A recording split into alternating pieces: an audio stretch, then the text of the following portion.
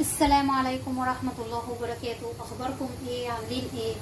النهاردة هنعمل يعني الشربات الخاص بالزلابيا، وممكن بلح الشام، اللي هو الشربات اللي هو فيه سماكة او تخين شوية. تمام. انا ليا طريقتي في اني بعمله وبيبقى حلو جدا وممتاز. نبدأ مع بعض ونقول المقادير. معايا نص لتر ميه مغليه، انا غلياه اوريدي اهو، ومعايا هاخد كوبايتين سكر، ومعايا كوبايه ونص عسل جلوكوز، ومعايا فانيليا. يلا نبدا مع بعض. الميه انا غلياها الاول لاني انا مش عايزاها تبدا تغلي مع السكر، انا عايزاها مغليه وهنزل عليها كوبايتين السكر. نص لتر ميه لكوبايتين سكر. تمام. هنا بنزل على الميه المغليه بتاعتي بالسكر زي ما احنا شايفين كده بالظبط. ادي اول كوبايه، وبنزل بالكوبايه التانية عليها على طول واقلب شويه، حاجه بسيطه، مش هقلب كتير ولا حاجه. وادي الكوبايه التانية اهو.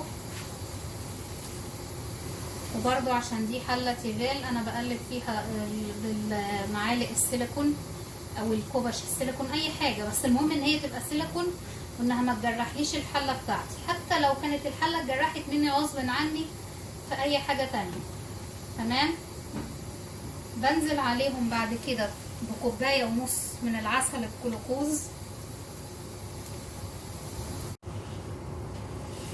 باجي هنا انزل عليهم بكوبايه ونص من العسل الجلوكوز زي ما احنا شايفين كده.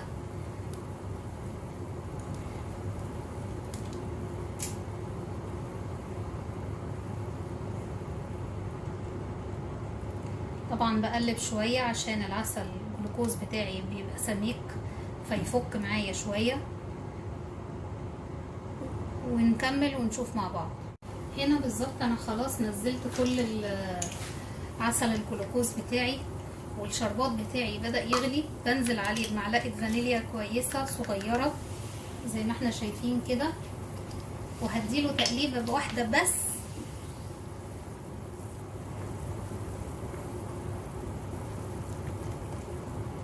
زي ما احنا شايفين، ومش هغليه اكتر من كده لان العسل الجلوكوز اساسا هيتقله تاني.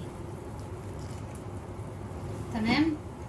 وهطفي النار ونسيبه يبرد خالص ويبقى بارد جدا لحين الاستخدام.